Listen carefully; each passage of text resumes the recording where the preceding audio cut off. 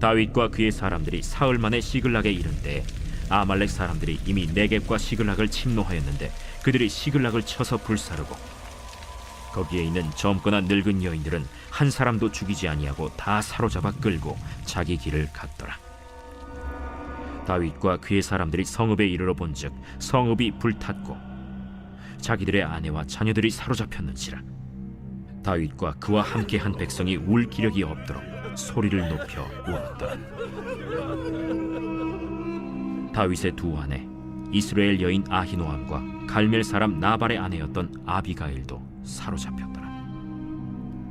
백성들이 자녀들 때문에 마음이 슬퍼서 다윗을 돌로 치자 하니 다윗이 크게 다급하였으나 그의 하나님 여호와를 힘입고 용기를 얻었더라. 다윗이 아히멜렉의 아들 제사장 아비아달에게 이르되 원하건대 에봇을 내게로 가져오라. 아비아달이 에봇을 다윗에게로 가져가매 다윗이 여호와께 묻자와 이르되 내가 이 군대를 추격하면 따라잡겠나이까? 그를 쫓아가라. 내가 반드시 따라잡고 도로 찾으리라.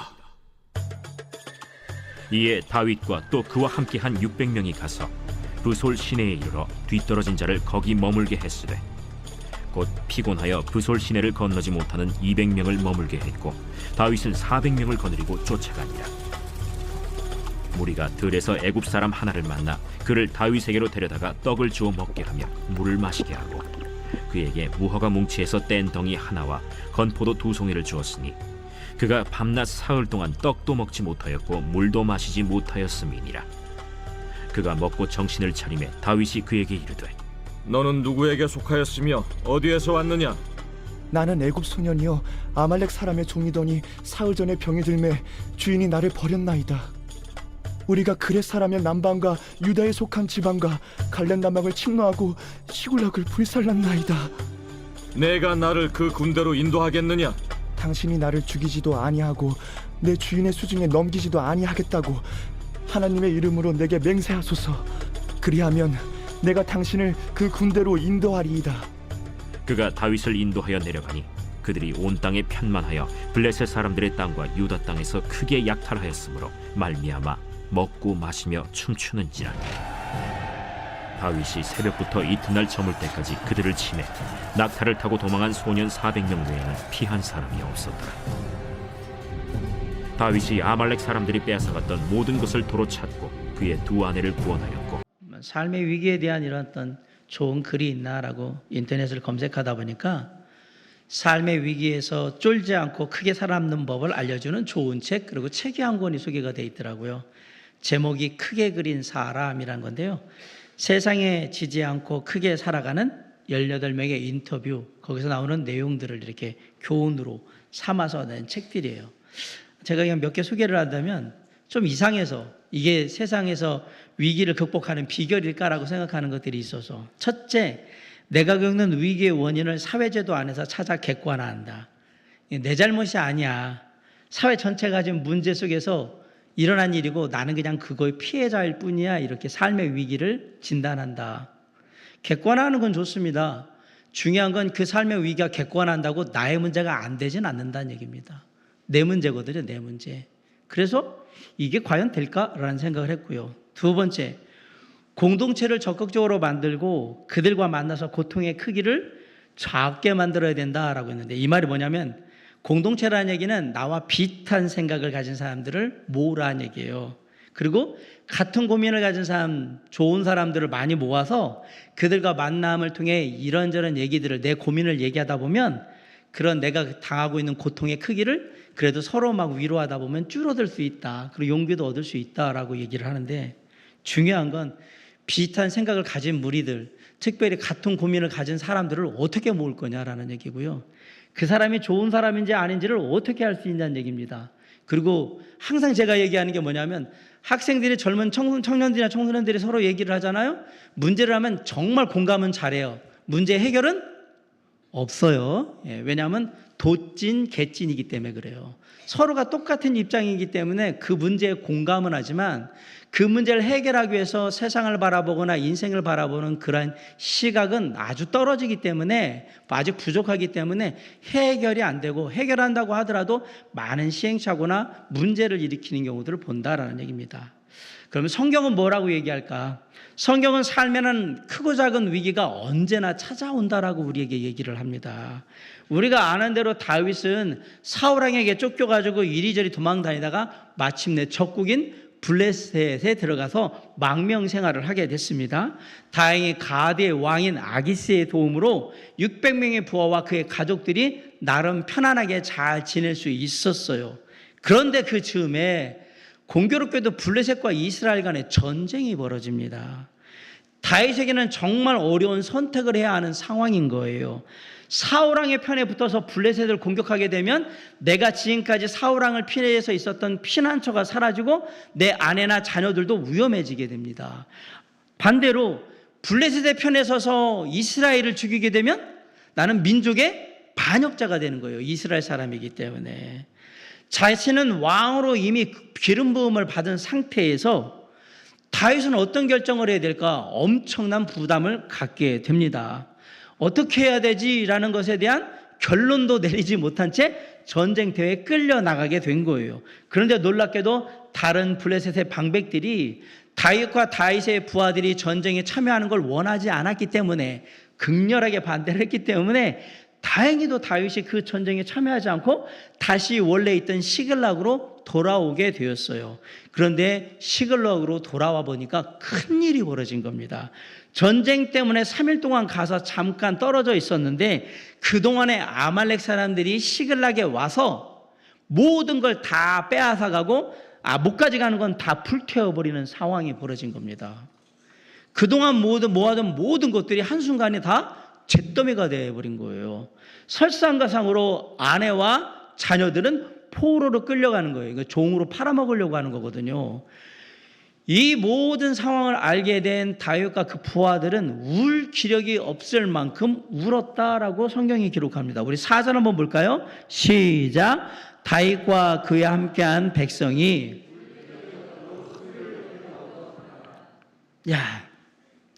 상황이 얼마나 암담하고 절망적이었으면 더 이상 울 기력이 없을 정도로 울었을까? 사실 지금 잡혀간 아내와 자녀들은 이미 죽은 거나 진배가 없습니다. 못 찾습니다. 이런 상황 속이라면. 이거 아내 하나 없어도 살기 힘든데 자식도 없어요. 소망이 없는 거죠. 재산 다 잃어버리고 집 다 불타고 완전히 알거지가 된 겁니다. 그 충격을 어찌 말로 표현할 수 있을까? 미국의 워싱턴 의과대학의 토마스 홈즈 박사팀이 개인의 스트레스 지수를 연구한 게 있습니다. 그러니까 스트레스 측정 정도라는 것을 개발을 했는데, 살면서 일어나는 여러 가지 일들 중에서 최근에 1년 이내에 일어난 일들 중에 가장 스트레스가 심한 거는 100점, 그리고 스트레스가 조금씩 낮아지면 점수가 낮아지는 쪽으로 측정을 한 거예요. 그거를 쭉 했는데 한 20개 정도 되는데 20개 너무 많고, 제가 몇 개를 소개하면 한 10개 정도 소개해 드릴게요. 근데 재미난 건 17위에 가까운 친구의 죽음에서 36점이 돼 있어요. 12위에 여자들의 임신이 40점이고요. 스트레스 지수가. 11위에 가족의 건강, 누군가 가족이 아파요. 그러면 44점의 스트레스를 받습니다. 자, 이제 10위부터 1위까지를 알려드릴게요. 정년퇴직, 일자리에서 퇴직하는 거 45점. 9위, 부부간에 따로 사는 별거 45점. 8위는 직장에서 해고당하는 거 47점의 스트레스가 있고요. 결혼하는 것도 스트레스예요. 50점의 스트레스가 쌓여요. 결혼 준비하다가 많이 싸우거든요. 6위는 교통사고를 당하거나 내가 상해, 질병을 얻게 되는 거예요. 53점. 5위는 자녀나 다른 가족이 죽는 겁니다. 63점. 그 다음에 4위는 교도소 혹은 보호시설에 수감되는 거예요. 63. 감옥에 가게 되는 게 63점. 3위부터 1위까지를 보여드릴게요. 3위는 배우자와 별거하는 건데 65점의 스트레스를 받습니다. 2위는 이혼입니다. 이혼은 73점의 스트레스를 받습니다. 1위는 뭘까요? 배우자가 죽는 거예요. 100점. 배우자가 사망하는 게 스트레스가 가장 높다라는 얘기입니다. 자, 사람이 한꺼번에 충격을 너무 많이 받으면 정신이 나가버린다고 우리가 보통 표현하거든요. 지금 한꺼번에 아내가 죽은 거나 진배가 없고 자식들이 다 끌려갔어요. 스트레스 지수가 100 이상이 되겠지요. 엄청난 충격을 받은 거예요.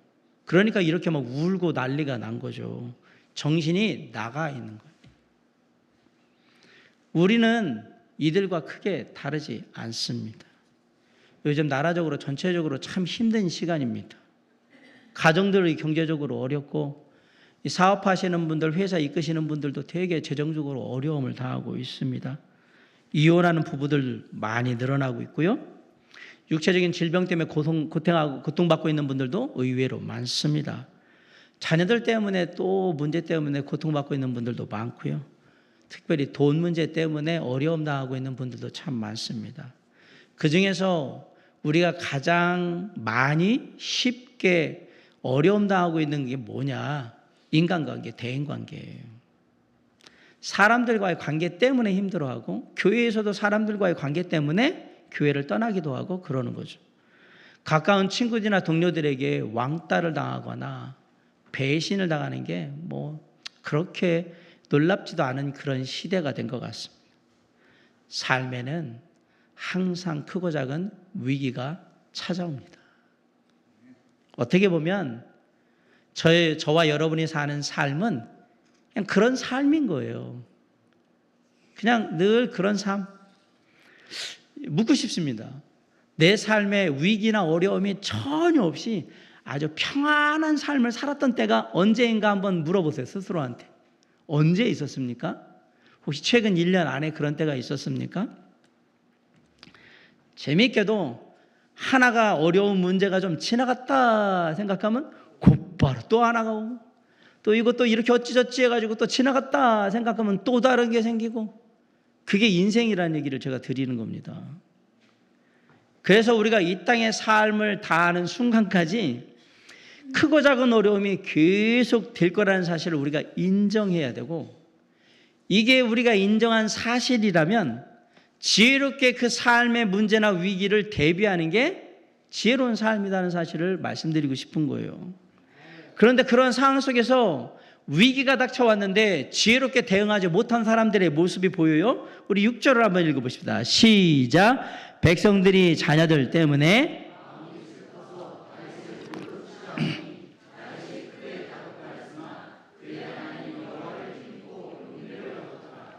다윗과 함께한 600명의 군사들이 위기의 상황 가운데 가진 거 다 잃어버리고 아내도 지금 자녀들도 다 포로로 끌려가서 거의 죽은 거나 진배 없는 이런 상황 가운데 어떻게 했느냐. 잘 한번 보세요. 완전히 이성을 잃고 정신이 나가지고 다윗을 돌로 쳐 죽이려고 합니다. 다윗, 이 모든 사태의 책임은 다 너한테 있어. 그러니까 돌로 쳐 죽여도 시원치 않다라고 생각하는 거예요. 물론 다윗에게 모든 책임을 다 떠넘기고 다윗을 돌로 쳐 죽이면 속은 후련할지 모르겠습니다. 그럼 제가 묻습니다. 그게 정말 이 문제를 해결하는 데 도움이 되냐 말이에요. 다윗이 죽으면 이 사람들은 블레셋에서 바로 쫓겨나게 될 거예요. 쫓겨나게 된다는 얘기는 쫓아가지를 못하는 상황이 돼버려요. 이스라엘로 가야 돼요. 이스라엘로 가면 얘 반역자잖아요. 다윗의 무리를 쫓아왔던 애들이 되면 얘 반역자들이기 때문에 살아남기가 쉽지 않아요. 사울왕이 가만 안 둘 거거든요. 자 보세요. 자신의 삶도 위태로워지지만 아내와 자녀들도 못 찾습니다.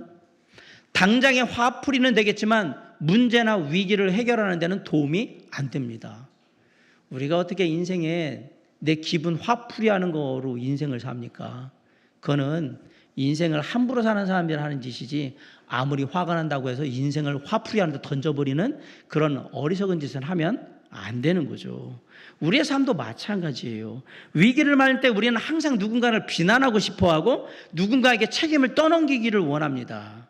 사실 위기의 때에 제가 책임지겠습니다 라고 말하는 사람이 있으면 그 사람이 리더예요. 그 사람이 지도자란 말이에요. 우리 정치권에 국정감사하고 막 이런 거 보잖아요. 책임지는 사람이 하나도 없어요. 그들이 장관이고 그들이 뭐 한심한 나라예요, 이게. 아무도 이거 제 책임입니다. 제가 부족했습니다. 제가 살피지 못했습니다. 그러면 끝나는 문제를 안 했대, 모른대, 생각이 안 난대. 그리고 왜 그 자리에 앉아 있는 거죠? 리더는 책임을 질 걸 책임을 지는 게 리더거든요. 그런데 대부분의 사람들은 그 어떤 위치에 있어도 책임을 지려고 하지를 않아요. 오히려 남한테 책임을 떠넘길 수 있으면 어떻게든 떠넘기겠다는 생각이 가지고 혈안이 되어 있는 거예요. 어쩌면 이게 저와 여러분의 원래의 모습입니다. 일이 나잖아요. 누군가를 비난하거나 이래저래 변명을 하고, 그리고 어떻게든 나는 책임이 없다라는 것을 설명해서 자기를 합리화하기 위해서 계속 뭔가를 하고 있는 거예요. 자, 근데 한번 생각해 봅시다. 남에게 책임을 전가하고 남을 비난한 거로 문제가 해결이 되느냐? 만약에 부부간에 다툼이 일어났어요. 이 다툼의 책임은 누구에게 있습니까? 남편한테 물어보면 뭐라고 얘기할까요? 아내한테 책임이 있다라고 얘기하고, 아내한테 물어봤더니 남편한테 책임이 있다라고 얘기하면, 자, 이 다툼이 해결이 될까요? 안 될까요? 당연히 안 됩니다. 서로 네 책임이지 라고 하면서 서로 싸울 거거든요. 아마 그렇게 되면 다툼이 더 커지게 될 것이고, 이 다툼으로 인해서 문제는 해결이 안 될 거고요. 이 다툼이 심해지면 어떻게 될까요? 심하면 이혼하는 거죠. 서로 갈라서게 될 거예요. 남에게 책임을 전가하거나 남을 비난해서는 어떤 위기도 해결할 수가 없고 오히려 상황만 더 악화된다는 사실을 우리는 잘 알고 있습니다. 그래서 삶의 위기가 닥쳐오면 지혜롭게 극복하는 것이 필요합니다. 그러면 삶의 위기가 닥쳐왔을 때 어떻게 하면 우리가 지혜롭게 그 위기를 극복할 수 있을까? 오늘 본문은 우리에게 3가지 비결을 알려드리는데, 첫째, 하나님을 의지하라고 말합니다. 자, 6절 다시 한번 보겠습니다. 시작. 백성들이 자녀들 때문에 마음이 슬퍼서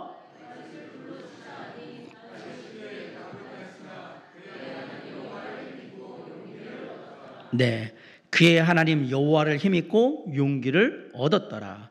6절의 상황에 보면 600명의 군사들이 제정신이 아닌 상태에서 다윗을 돌로 쳐 죽이려고 합니다. 정말 여차하면 진짜 돌에 맞아가지고 그냥 인생이 끝나는 거예요. 죽을 수밖에 없는 상황인 거예요. 그런데 그때 다윗이 무엇을 하느냐? 하나님을 의지했다라고 얘기하는 거예요. 그리고 힘을 얻고 용기를 얻고 이 사태를 해결할 수 있는 마음의 여유를 갖게 됩니다. 다윗은 위기의 때를 정말 지혜롭게 극복을 한 겁니다. 사람들이 절망적인 상태에 이르게 되면 보통 그 절망감 때문에 털썩 주저앉아서 그냥 멍하니 아무것도 안 하고 생각 없이 그냥 막 그러는 경우가 나오죠.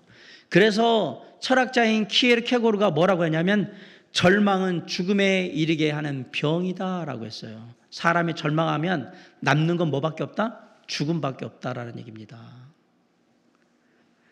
신앙이라는 게 뭘까? 신앙은 절망적일 수밖에 없는 상황 속에서도 하나님을 의지하고 일어서는 거, 그게 신앙이에요. 그게 신앙의 본질이에요. 그리스도는 삶의 위기의 순간이 다가오잖아요. 그러면 세상에 믿지 않는 사람들과는 다르게 반응해야 합니다. 왜요? 우리가 누굴 믿으니까? 하나님 믿으니까. 아니, 삶에 문제가 생겼다고, 위기가 나왔다고, 뭐 어렵다고 세상에 믿지 않는 사람들이 하는 모양을 그대로 하고 있다면 제가 묻습니다. 뭐하러 하나님을 믿습니까? 교회 오지 마세요. 하나님도 믿지 마세요. 어차피 세상 사람들 같이 할 거면 뭐하러 하나님을 믿어요? 제 얘기를 좀 깊이 생각하세요. 아니, 불신자 하듯이 해가지고 그게 무슨 그리스도인이에요, 그게. 남들 같이 지금 말한 대로 책임 다 떠넘기고 비난하고 합리화하려고 변명하고, 그러고서 뭘 내가 그리스도인인데 그러면 사람들이 당신 예수 믿는 이럴 거라고 생각하십니까? 그렇지 않습니다.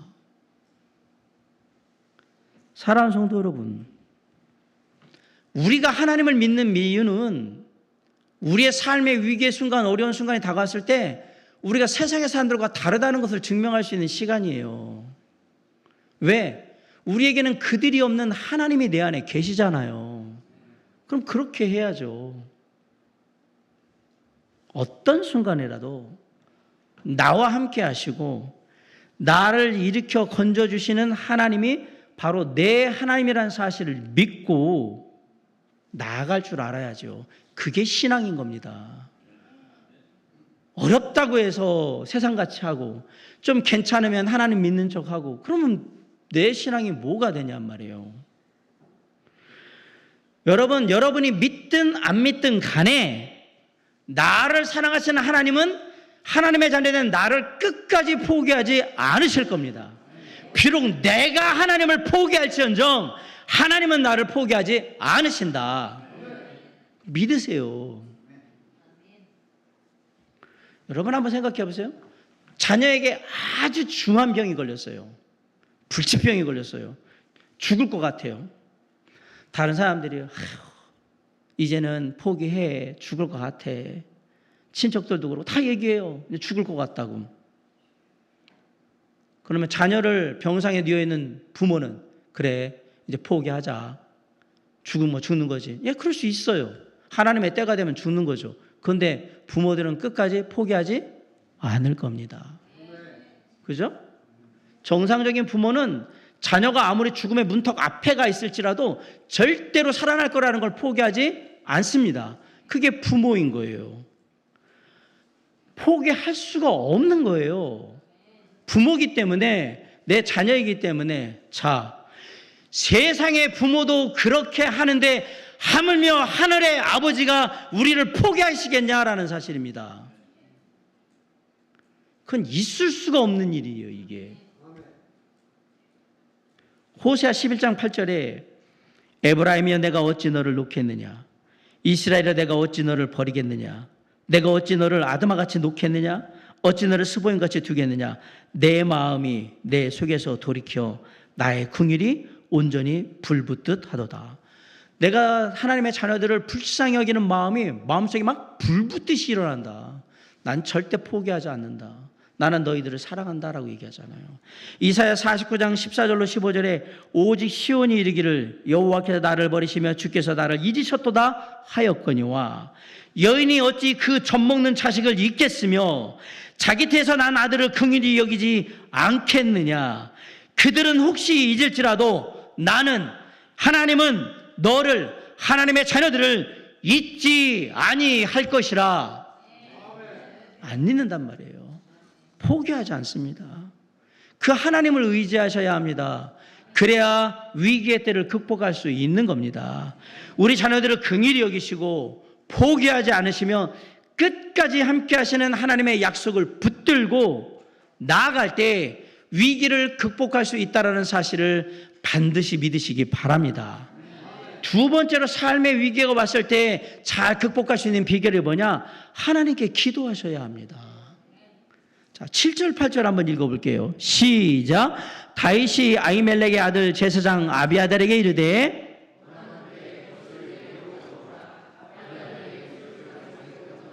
(8절)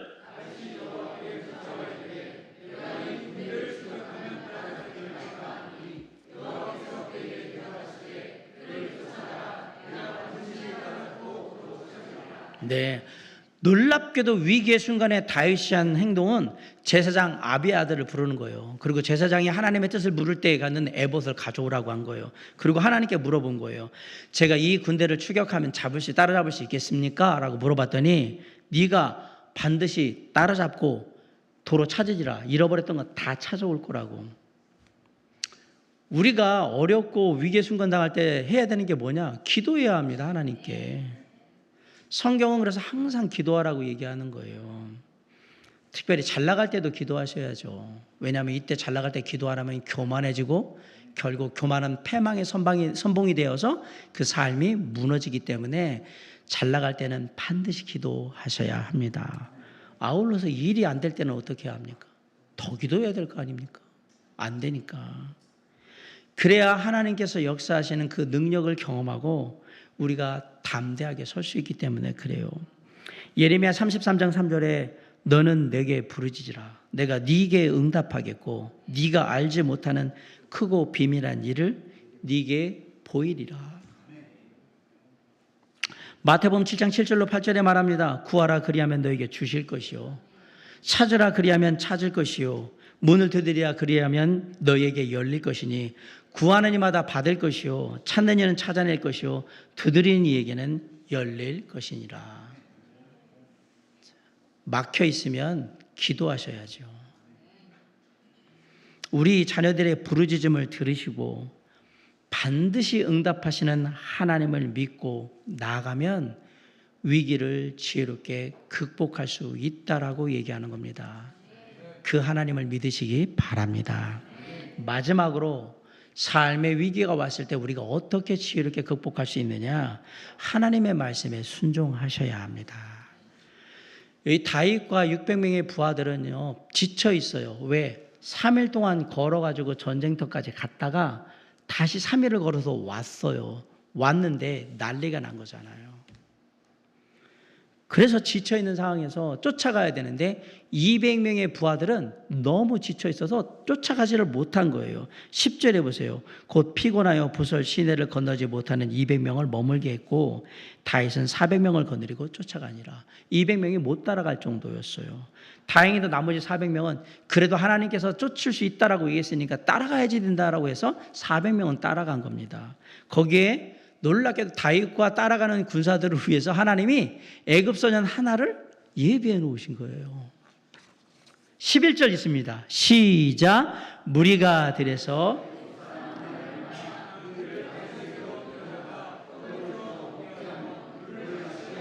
네, 아말렉 사람들이 데려가다가 버린 애굽 소년이 있었어요. 그 소년을 잡아다가 잘 먹여주고 목숨을 내가 보존해주겠다라고 하니까 알고 있는 모든 정보를 다 다윗에게 알려준 거예요. 그래서 쉽게 아말렉의 군대를 쫓아간 겁니다. 그러고 가서 보니까 아이고 전리품 많이 얻어서 많이 뺏어 왔으니까 얼마나 좋아요. 먹고 마시고 춤추고 놀고 있는 아말렉 사람들을 발견하게 됐고요. 다윗과 400명의 부하들이 새벽부터 이튿날 저물 때까지 그 이틀을 다 죽여버린 거예요. 그리고 빼앗은 거를 다 되찾아 왔다. 16절로 20절 얘기는 바로 그 얘기입니다. 사랑하는 성도 여러분, 위기의 때일수록 하나님의 말씀에 순종하셔야 합니다. 하나님의 음성에 귀 기울이셔야 합니다. 하나님의 말씀이 들리면 그 말씀에 순종할 때 위기가 해결되고 주님의 놀라운 축복을 경험하게 될 거라는 사실이에요. 하나님의 말씀에 순종해서 끝까지 따라갔던 다윗과 그 부하들은 놀라운 승리를 거두게 돼요. 우리 18절, 19절, 20절 한번 읽어볼게요. 시작. 다윗이 아말렉 사람들이 빼앗아갔던 19절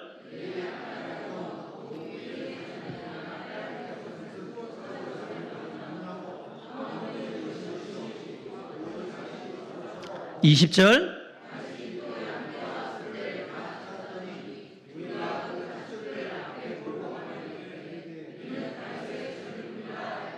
예, 보세요. 모든 것을 도로 찾고 아내를 구원하였고 자녀들이나 빼앗겼던 것은 아무것도 잃은 것 없이 도로 찾아왔고 양떼와 소떼를 다 되졌다니 다 찾아왔잖아요. 아내와 자녀들도 다 찾았습니다. 빼앗겼던 것들 크고 작은 것을 망라하고 다 아무것도 잃어버리지 않고 다 찾아왔습니다. 삶의 기반이 됐던 양떼와 소떼도 다 찾아져 왔습니다. 비록 끌려가는 고초는 당했지만 아무도 다치지 않았고요. 아무것도 잃어버리지 않고 다 다시 찾아올 수 있었어요. 하나님의 말씀에 순종해서 쫓아갔기 때문에 일어난 일들이에요. 하나님의 말씀에 순종하는 자들에게 주시는 하나님의 축복입니다. 이렇게 우리가 하나님의 말씀에 온전히 순종할 때 어떤 기적이 일어날지 아무도 모릅니다. 19세기 설교의 황태자라고 불리는 찰스 스펄전 목사님이 고아들을 후원하고 있었어요. 런던에 있는 고아들을 후원하고 있었는데 그들을 위해서 기도하면서 후원금을 모금했어요. 그래서 금화로 300파운드, 그러니까 지금 돈으로 하면 한 3천만 원 정도를 모금을 했어요. 그래서 이거 내가 후원하는 고아들한테 주면 도움이 되겠다라고 생각하고 있는데 난 기도를 하는데 하나님께서 그 돈 가져다가 조지 뮬러 목사님한테 갖다 주라고. 그래서 하나님, 솔직히 제가 후원하고 있는 고아들도 어려운 상황 가운데 있기 때문에 이 돈 다 그들한테 쓰고 싶습니다. 그건 아닌 것 같습니다. 그러고서 안 갖다 줬어요. 근데 기도할 때마다 그 돈 조지 밀러 목사에게 갖다 주라고. 아니요, 우리 애들도 힘든데요. 그 돈 조지 밀러 목사에게 갖다 주라고. 하나님의 음성이 계속 기도 때마다 들려가지고 더 이상 어찌할 수 없으니까 네 알겠습니다. 그러고서 그 300파운드의 돈을 가지고 금화 300파운드를 가지고 갔어요. 조지 밀러 목사님을 만나러 갔어요. 갔더니 목사님이 기도실에서 기도하고 있어서 기도 다 끝난 다음에 밀러 목사님, 하나님께서 내가 모금한 돈 고아들에서 300파운드 모금해놨는데 이거 목사님한테 갖다 주라고 계속 말씀하셔서 내가 갖고 왔다고 그랬던 거예요. 그랬더니 조지 밀러 목사님이 깜짝 놀라면서 스펄전 목사님, 저 조금 전에 기도실에서 300파운드 필요하다고 하나님께 기도하고 나왔습니다. 그 두 사람이 하나님의 놀라우신 음성 가운데 일을 이뤘잖아요. 너무나도 막 기뻐가지고 행복해하면서 잘 쓰시라고 하고 스펄전 목사님이 드리고 그러고 다시 교회로 돌아와서 사무실에 갔는데 편지가 하나 와 있는 거예요. 뭔가 하고 뜯어봤더니 그 안에 헌금이 들어있는데 300기니가 들어있어요. 1기니가 4파운드예요. 그러니까 이게 지금 1200파운드가 들어있고 지금 우리 돈으로 말하면 1억 2천만 원이 들어있던 거예요. 헌금으로. 자스 스펄전 목사님이 허허 웃으면서 주님, 제가 300파운드 드렸더니 이자까지 넉넉하게 쳐가지고 다시 돌려주시네요. 실화입니다. 사랑하는 성도 여러분, 물로 포도주를 만드는 가나의 혼인 잔치의 기적이 보리떡 5개와 물고기 2마리로 5,000명을 먹이시는 그 오병이어의 기적이 밤새 한 마리도 물고기를 못 잡았지만 주님의 말씀에 의지하여 그물을 내렸을 때에 그물이 찢어질 만큼 물고기를 잡았던 베드로와 제자들의 그 기적이 지금도 하나님의 말씀에 순종하는 자들에게 얼마든지 일어날 수 있다는 사실을 믿으시기 바랍니다. 그게 우리의 믿음입니다. 기적은 하나님의 말씀에 온전히 순종하는 자들에게 주시는 하나님의 선물인 거예요. 사랑하는 성도 여러분, 하나님의 말씀을 기꺼이 믿으시고 들리는 음성에 순종하세요. 제가 사역하면서 기도하는 가운데 이걸 해라, 특별히 사람들한테 가서 뭘 해라라고 할 때 나중에 할게요, 이러다가 낭패를 본 적이 정말 많아요. 몇 번 그 일이 있었어요. 내일 갈게요, 다음에 연락할게요 이러다가. 그래서 그 다음에 바뀐 건 기도하다 마음이 있으면 전화를 하거나 직접 하거나 그러는 거예요. 왜? 하나님의 음성을 듣고 잘 순종하는 자에게 복이 있는 거예요. 사랑하는 성도 여러분, 하나님의 음성이 들릴 때 온전히 순종하시면 그곳에 축복이 있습니다. 가장 좋은 곳으로 자녀들에게 풍성하게 부어주시는 우리 하나님을 믿고 나아갈 때 우리의 삶의 위기 얼마든지 극복할 수 있다라는 사실을 믿으시기 바랍니다. 말씀을 마칩니다. 우리의 삶에는 크고 작은 위기가 항상 찾아옵니다. 근데 이게 피할 수 있는 게 아닙니다. 언제 그랬잖아요. 피할 수 없으면 즐기라고 했는데 즐기란 말 안 하고요. 피할 수 없으면 지혜롭게 대처를 해야 되겠지요. 삶에 닥쳐오는 위기를 지혜롭게 극복하기 위한 비결로 오늘 본문의 이야기는 저에게 3가지를 얘기합니다.